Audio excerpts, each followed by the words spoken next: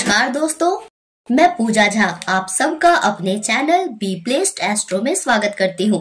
कैसे हैं आप सब? आज की वीडियो बहुत महत्वपूर्ण है क्योंकि आज की वीडियो मकर संक्रांति 2025 से जुड़ी है। 2025 में मकर संक्रांति कब है? 14 जनवरी को रखी जाएगी या 15 जनवरी को? इसी के साथ मकर संक्रांति के दिन सुबह से लेकर दोपहर तक क्या विधि करनी है, कैसे पूजा करनी है, दान कब करनी है, दान में क्या दान करना चाहिए। इस दिन सूर्यदेव की पूजा का विशेष महत्व होता है, तो सूर्यदेव की विशेष प्रकार से कैसे पूजा करें और सुबह उठकर सबसे पहले क्या करें, आज के दिन सबसे पहले क्या खाएं, हर एक जानकारी मैं आप लोगों के साथ इस वीडियो में शेयर करूंगी। और कुछ समझने में दिक्कत हो तो आप कमेंट करके पूछ सकते हैं। तो बने रहेंगे मेरे साथ मेरे चैनल पर। और अगर ये वीडियो आपको पसंद आए तो वीडियो को लाइक एंड चैनल को सब्सक्राइब करना मत भूलिएगा दोस्तों। अब बात करते हैं मकर संक्रांति 2025 के बारे में। तो सबसे पहले आप सबको नए साल की ढेर सारी शुभकामनाएं। आप सबका नव वर्ष मंगलमय हो। सबसे पहले मैं आपको बता दूं कि वर्ष 2025 में मकर संक्रांति 14 जनवरी दिन मंगलवार को मनाई जाएगी और इसी दिन सूर्यदेव सुबह 9:03 पर मकर राशि में प्रवेश करेंगे। इसी दिन गंगा स्नान और दान का पुण्य काल सुबह 9:03 से शाम के 5:46 तक रहने वाला है। वहीं अगर आप विशेष पुण्य अर्जित करना चाहते हैं तो स्नान और दान का महापुण्य काल 9:03 से 10:48 तक रहने वाला है। इन अवधियों में गंगा स्नान और दान करने से कई यज्ञों के बराबर का पुण्य फल मिलता है। तो दिए मुहूर्त में मेरे बताए तरीके से स्नान और दान कर यह पुण्य फल जरूर प्राप्त कीजिएगा। मकर संक्रांति में मुख्यतः कुछ प्रमुख काम किए जाते हैं। गंगा स्नान किया जाता है, सूर्यदेव की पूजा की जाती है, शुभ मुहूर्त में दान किया जाता है क्योंकि इस दिन खरमास की समाप्ति होती है और एक नए पवित्र समय की शुरुआत होती है। शुभ कार्य शुरू किए जाते हैं, मांगलिक कार्य शुरू होते हैं। तो आपको भी कुछ विशेष कार्य करने होते हैं। खासकर महिलाएं अपने घर की वृद्धि बरकत के लिए ये सारे कार्य जरूर करती हैं। तो मकर संक्रांति के दिन आपको सुबह जल्दी उठना है और उठने के बाद घर की साफ सफाई कर लेनी है और अपने घर को शुद्ध करना है क्योंकि खरमास की उस दिन समाप्ति होती है। तो अपने घर को शुद्ध कर लिया जाता है। इसके लिए अगर आपके पास गंगा जल है तो आप गंगा जल को अपने घर में छिड़क कर शुद्ध कर सकते हैं, वरना शंख में भी जल भर कर इसको अपने घर में छिड़क कर अपने घर को शुद्ध कर सकते हैं। विशेष ध्यान रखिएगा कि अपने मुख्य दरवाजे पर या घर की जो चौखट होती है उस पे इसका छिड़काव जरूर हो। इसके बाद आपको स्नान करना है, पर उसके पहले आपको दान के निमित्त आप जो भी चीजें दान करना चाहते हैं उसको एक जगह पर निकाल के रख लीजिए क्योंकि अगर आप स्नान करने के बाद अपने घर के सामान में से दान के निमित्त सामान निकालेंगे तो आपने जो टच किया तो वो सारी वस्तुएं दान की ही मानी जाएगी और फिर जब आप उसका खुद के लिए अपने परिवार के लिए इस्तेमाल करेंगे तो इससे आपको भयंकर दोष का सामना करना पड़ेगा।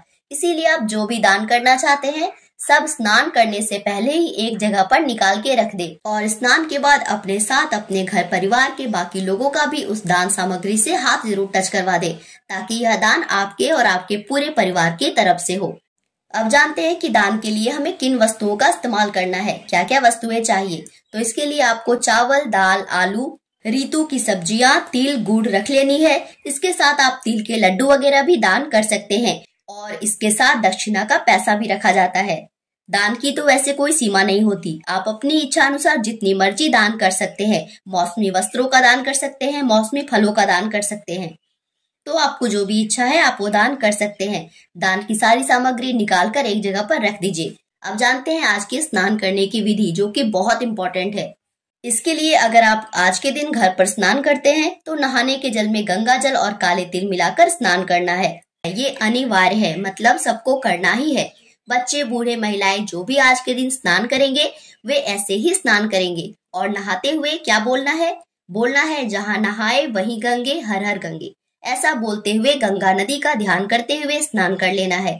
और यदि आप किसी कारणवश स्वास्थ्य संबंधी समस्या की वजह से या किसी कारणवश स्नान नहीं कर पा रहे हैं तो आप जल में काले तिल मिलाकर उस जल से छिड़काव जरूर कर लेंगे। इससे भी आप शुद्ध हो जाएंगे। स्नान करने के बाद आपको कुछ विशेष काम करने हैं। जैसा कि मैंने पहले बताया था कि खरमास की समाप्ति हो रही है तो हमें भी शुद्ध होना होगा। इसके लिए महिलाएं अपने हाथों और पैरों में नील पेंट लगा लेंगे और पैरों में महावर लगा लेंगे। और पुरुष भाई अगर जनेऊ धारण करते हैं तो आज के दिन जनेऊ जरूर बदल लेंगे। नहाने के बाद नए जनेऊ पहनेंगे और स्नान के बाद मंदिर की साफ सफाई के बाद मंदिर में एक शुद्ध घी का दिया जला देंगे और सूर्य देव को अर्घ देंगे। ये आज की मकर संक्रांति के दिन का महत्वपूर्ण कार्यों में से एक है। इसके लिए आपको तांबे का एक लोटा लेना है, उसको शुद्ध जल से भरना है, उसमें काले तिल, गुड़ और अक्षत डालने हैं और एक लाल फूल डालना है और इससे सूर्य भगवान को अर्घ देना है। कोशिश करें कि सूर्योदय के समय ही आज के दिन अर्घ दें। अगर आप पूरे वर्ष भी सूर्य भगवान की पूजा नहीं कर पाए हो, अर्घ ना दिए हो, तो भी अगर आप इस तरह से इस दिन सूर्य देव की पूजा करते हैं तो आपको वर्ष भर सूर्य देव की पूजा करने का पुण्य प्राप्त होता है। इस दिन सूर्य देव मकर राशि में गोचर करते हैं और सूर्य दक्षिणायन से उत्तरायण हो जाते हैं। इसीलिए मकर संक्रांति के दिन सूर्य देव की पूजा ओम घृणी सूर्याय नमः, ओम घृणी सूर्याय नमः इस मंत्र को बोलते हुए अर्घ देने से आपके जीवन में सूर्य सा तेज आएगा और मान सम्मान, धन, यश की प्राप्ति होगी। अर्घ देने के बाद आप जहां खड़े हैं वहीं पर 3 बार क्लॉकवाइज डायरेक्शन में घूमकर परिक्रमा कर लेंगे। तो इस तरह से आज के दिन की आपकी सूर्य पूजा कंप्लीट हुई। सूर्य देव की पूजा करने के बाद आपके घर के मंदिर में जितने भी देवी देवता हैं सबको तिल और गुड़ आज के दिन जरूर से जरूर भोग लगाना है। आप चाहें तो दही और चूड़ा का भी इसके साथ भोग लगा सकते हैं और अगर आपने तिल के लड्डू या लाई बना के रखे हैं तो आप उससे भी भोग लगा सकते हैं। और अगर आप आज के दिन किसी मंदिर वगैरह में पूजा करने जा पाए तो वहां भी अवश्य तिल गुड़ चढ़ा दें। अपने कुल देवी देवता को भी तिल गुड़ का भोग अवश्य चढ़ा दीजिएगा।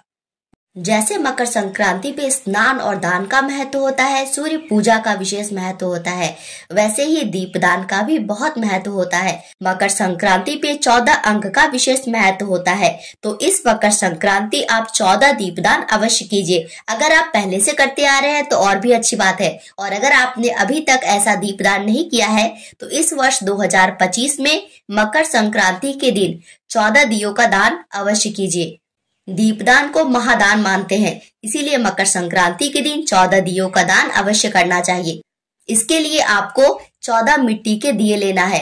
अगर आपके पास मिट्टी के दिए उपलब्ध ना हो, आटे के भी दिए बना सकते हैं। इसमें आपको तिल के तेल या सरसों का तेल डालना है। अगर आप तिल का तेल डालेंगे तो ज्यादा अच्छा होगा, क्योंकि मकर संक्रांति पे तिल का विशेष महत्व होता है। इसके साथ आप 14 छोटी गोल वाली बाती का इस्तेमाल करेंगे और इन दियों में सफेद या काले तिल भर देंगे और इन दियों को आपको सुबह ही पूजा करने के बाद जलाना है और 14 जगह पे रख देनी है। सबसे पहले अपने घर के मंदिर में तुलसी माँ के सामने अपने घर के मुख्य दरवाजे के पास 2 दिए डालने हैं। ऐसे करके आप अलग अलग 14 जगह में 14 दिए रख सकते हैं। और अगर आपके पास कोई भी जगह ना हो तो आप इन 14 दियों को जला के अपने घर के मंदिर में ही छोड़ दीजिए। तो इस तरह से आप मकर संक्रांति पर दीपदान की सरल विधि करके बहुत सारे पुण्यों को अर्जित कर सकते हैं। अब जानते हैं कि मकर संक्रांति के दिन सबसे पहले हम लोगों को क्या खाना चाहिए, अपने मुंह में क्या सबसे पहले डालना चाहिए। आज के दिन घर के सभी सदस्य सबसे पहले तिल ही मुंह में डालेंगे। सबसे पहले तिल और गुड़ ही खाएंगे। इस दिन विशेषतः हर घरों में तिल के लड्डू बनाए जाते हैं और घर के सदस्य सबसे पहले तिल और गुड़ खाते हैं। हमारे घर में तिल गुड़ के साथ दही चूड़ा भी खाया जाता है और फिर खिचड़ी वगैरह खाई जाती है, पतंग उड़ाई जाती है। तो ये थी मेरे तरफ से मकर संक्रांति से जुड़ी जरूरी जानकारी। सनातन धर्म के हर व्रत त्योहारों की जानकारी समय से पहले पाने के लिए और हर व्रत या पूजा की सही विधि नियम जानने के लिए मेरे चैनल से जुड़े रहिए। Thank you so much for watching. See you in next video. Radhe Radhe.